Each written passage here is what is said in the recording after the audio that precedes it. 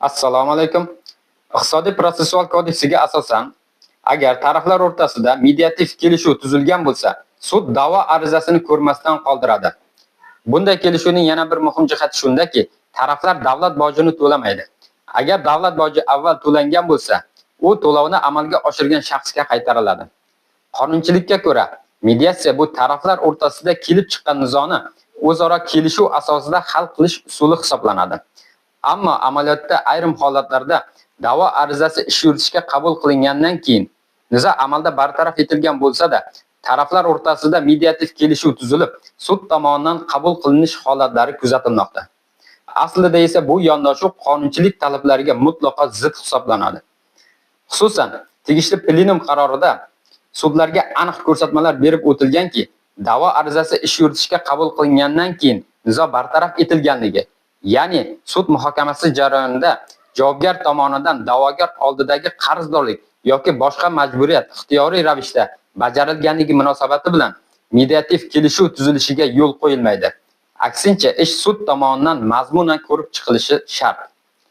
Biroq ayrimlar qarzdorlik to'liq qoplanganligi ortidan mediativ kelishuv tuzilib, da'vo arizasi ko'rmasdan qoldirilganligi va natijada davlat bojidan qutulib qolganligini ochiqchasiga ta'kidlashmoqda. Eng achinarlisi, ba'zi sudyalar ham bunday noto'g'ri amaliyot asosida qaror qabul qilayotganligi kuzatilmoqda. Holbuki, qonunchilikka muvofiq davlat bojining to'g'ri hisoblanishi, to'liq undirilishi va budjetga o'z vaqtida o'tkazilish ustidan nazorat davlat soliq xizmati organlari zimmasiga yuklatilgan. Agarda tekshiruvlar jarayonida davlat boji asossiz undirilmasdan qolganlik holatlari aniqlansa, bu tegishli huquqiy choralar qo'llanilishiga sabab bo'ladi.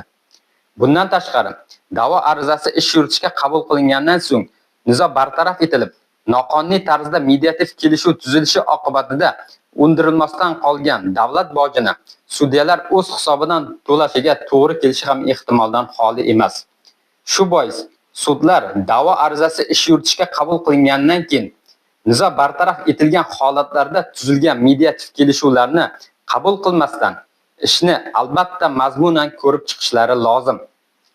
Qonunchilikdagi va sud amaliyotidagi muhim jihatlar hamda foydali maslahatlardan xabardor bo'lib borish uchun bizning ijtimoiy tarmoqlardagi sahifalarimizga obuna bo'ling. Al Said Justice, adolat yo'lida ishonchli himoya.